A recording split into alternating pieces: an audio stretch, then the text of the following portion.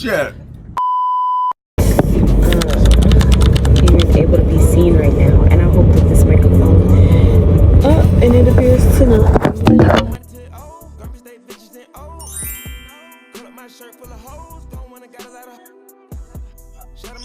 I'm getting myself situated.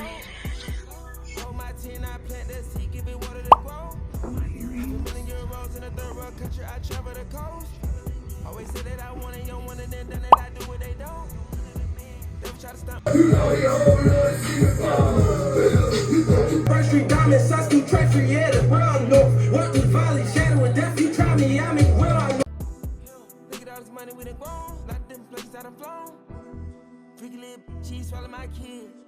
She swallow my kid. Pull up on the kid, she left her kid at home. It's just me and you. Just the two. Just me and you.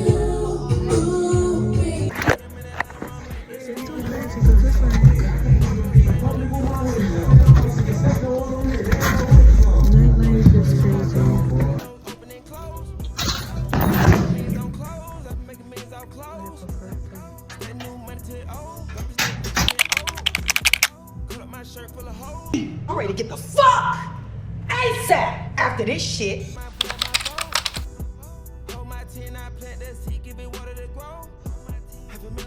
In a third world country, I travel the coast. Always say that I want it, you don't want it, and then I do what they don't.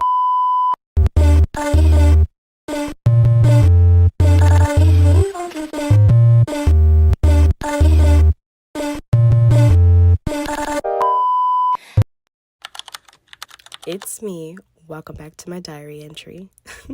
So I already knew that I was wanting to come on here and give an additional kind of reflective video or some kind of additional video where I really sit down and talk about, like I said, the things that I've reflected on from this event, because I didn't capture that much footage. And I'm telling myself to be someone who is more intentional about documenting my existence, because I'm gone with the wind, baby, when it comes to this phone shit. If I'm truly engulfed in life, I'm not going to be just on my phone. So I'm telling myself to be intentional, like I said, about documenting my existence. But I really wanted to come on and give more of my reflective viewpoints when it comes to just operating this whole sex world, technically being a sex worker. And this kind of work, sex work, always reminds me of real life shit. I'm always able to correlate things that I observe, things that I experience, or what so have you while I'm in these underworld spaces to things in my actual life. And so the topic that I really want to discuss today is boundaries. And I'll get into why this whole world is really has really reminded me of that focal point of boundaries. But first, I want to give a disclaimer. I want to really clear up a misconception that a lot of people have when it comes to the sex work industry. Everybody who is a sex worker is not having sex. I really, really want people to understand that. Sex work looks a plethora of different ways, okay? And there are a multitude of ways that does not involve sex, that doesn't involve penetration, that doesn't involve physical contact. There's a lot of ways that people go about sex work. So I want people to really let go of that, what's the word I'm looking for? Misconception. There we go. I really want people to let go of that misconception and thinking that, one, everybody who is a sex worker is having sex with everybody. And two, people who find themselves in these spaces, who find themselves in the kink spaces and the play party, sex party spaces and the lifestyle swinger spaces, are just out there having sex. In every single play party that I've been to, there's always been an element of regular partying going on.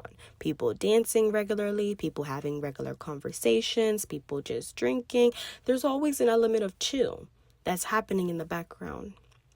It just so happens that you might look to your right and see something. You might look to your left and see something. Sometimes you might even scan the room and ping, ping, ping, ping, ping. There's a different scenes going on amongst the scenery, okay? So I'm never going to act like sex is just a no-go thing or like sex is not happening at all in these environments. But I want people to know that just because someone is in this environment, it does not mean that they're having sex, and it especially doesn't mean that they're having sex with just anybody. Because I do notice that people have that as a misconception, which I understand why that is a misconception, but I wanted to clear it up here. And me personally, I'm a big voyeurism kind of person. I enjoy watching. I enjoy watching from a distance. I don't have to engage. I'll just observe. And unless I'm there with my partner, or I should word it, being there with my partner is the only time that I will partake, that I don't mind being watched and enjoying the form of exhibitionism that I enjoy. But other than that, baby, and I don't know if y'all hear my tummy growling.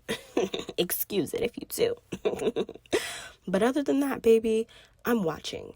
And personally, I'm also a bit of a germaphobe in certain ways. I'm a very particular kind of person in certain ways where, baby, I don't even like people talking too close to my face, okay?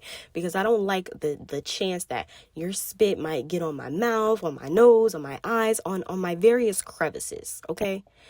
So if I don't even like people talking close to my face, can you imagine busting my open for them? Okay. All right. So, and I'm also a person, I think it's called a demisexual or something of that nature, where I actually have to have a connection with the person to be sexually involved with them. If not, it's going to feel as if, like I said, I'm opening up my body to just a random ass person, and I'm not with that kind of shit, okay? Not at all. But don't get me wrong, dancing, love for people to sensually watch me dance, love to tease and things of that nature. Don't really care for the touching, but if I'm with my man, it's cool. If it's not, I'll watch, boo. I promise you. I have no desire to join. All right, next. So now let's go into today's topic.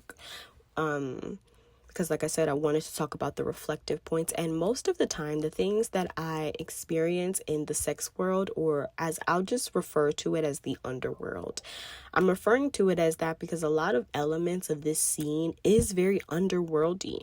You're not going to find your average person in the dungeon and things of that nature. So a lot of these things are happening in the wee hours of the morning, and it's just a very underworld effect to it.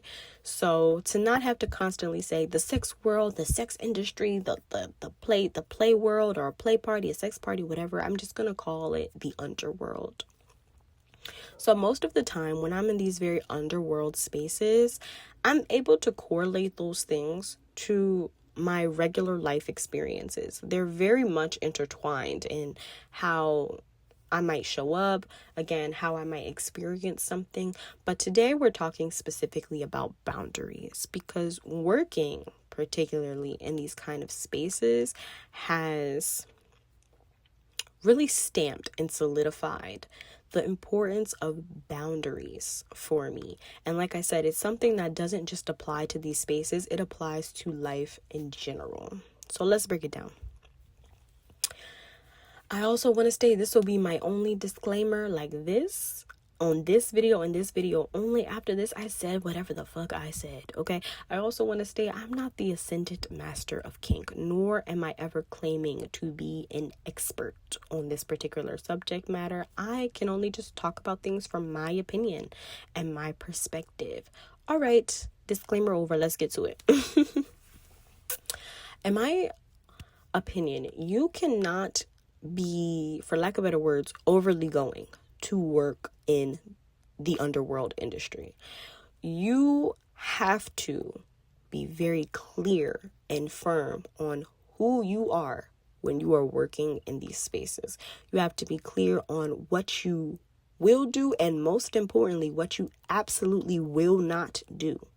What you absolutely will not go for, you absolutely will not tolerate. You have to be very clear on what a boundary is for you in this space. Like I said, you can't be overly going, and you cannot be naive as well. So, how do I really get into this? So people are going to try you and test you. Just like in the regular world, people are going to test your boundaries. People are going to try your boundaries. In fact, that's kind of the way life is set up in its own magical existence, that when you set forth a boundary in yourself, you're almost going to be in real time tested to see if you will uphold that boundary. So of course, like I said earlier, everyone in these environments are not having sex, but sex is the main focal point when you are in these spaces. So it's very naive to think that people aren't going there and looking for sex per se. It's very naive to think that sex isn't something that might not happen. It's very naive to think that other people in the space aren't going to assume that everyone there is down for the sex, okay? And this is also when it comes to really just understanding the space you're in. This is another tidbit before I go back onto the topic. I always tell people, especially if you are new and you're navigating these spaces, your main goal is to find your ideal space. What space makes you feel the most comfortable being your true self? What space brings out your authentic self? You're not here to put on a facade. You're not here to put up a front. You very much so want to be able to show up as yourself in these underworld spaces. And this is where it varies, because different folks for different strokes, different spaces bring about different crowds, which brings about different environments. Some spaces absolutely do not play that shit when it comes to breaking boundaries, when it comes to upholding consent and things of that nature. Some spaces, they don't play that shit. Other spaces, the lines get a little blurry. And this is why I say that no matter what, you have to be able to uphold your own boundaries. You have to be firm on your own consent, your enthusiastic consent. So what does that mean? Somebody offers you something. Somebody says, hey, would you like to go make out over there on that couch? Just for example purposes. If you're feeling like, I'm kind of curious, but I'm not really knowing, the answer is a no. And that's my opinion. The answer is an absolute no, because unless you're like, oh, girl, yeah, let's go do it, then you're not sure. And if you're not sure, then you should take a step back. I always tell people, go slow in these environments. There's nothing to rush. Rushing causes you to be overly going. It causes you to be naive, and it lands you in situations that you might not have been prepared to be in. So unless somebody comes and propositions you and your answer is an hell yes, which is enthusiastic consent, then it is a no. And you need to take a step back. You need to reevaluate yourself, the situation, the person. Maybe you just need to get to know the person a little bit more and things of that nature. But just know that the environments vary based off of the environment. So no matter what, you have to be firm in who you are, because people are going to test it. Some people are going to cross a boundary before they even know that they are crossing a boundary. You have to be the person to, and you don't have to say it in a very rude way or however, but you got to be the person to correct them. You have to let them know, oh, no, that's a boundary for me. I'd like if you don't do that again. I'd like if you don't bring up that topic again. I'd like to actually exit out of this conversation and continue enjoying my night. You have to be okay with doing that shit. You can't be but what are they gonna think? I don't know. Maybe I should just go do it. No. People pleasers? No. Being a people pleaser in this environment, especially working in this environment, no go.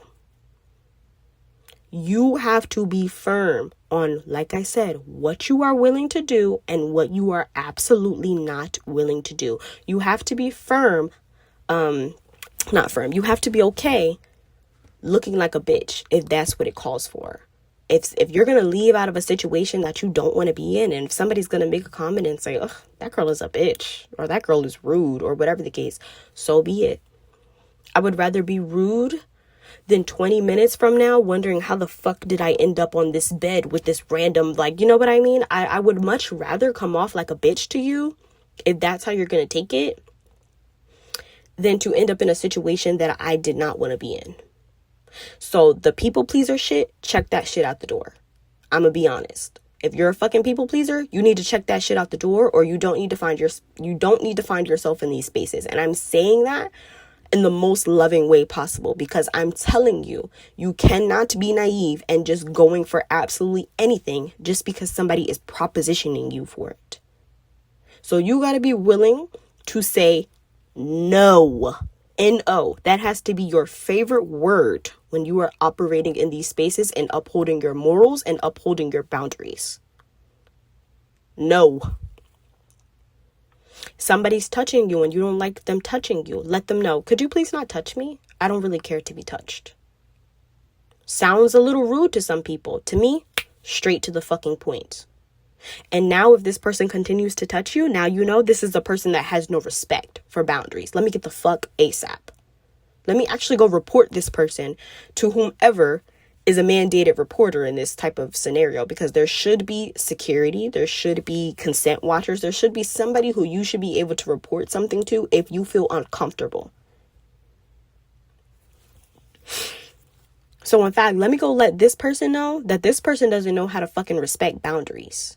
And you might need to keep an eye out on this person, or you need to kick them out, because there might be a situation here that you might not want to happen based off of somebody not being able to have fucking respect. Because that's another thing.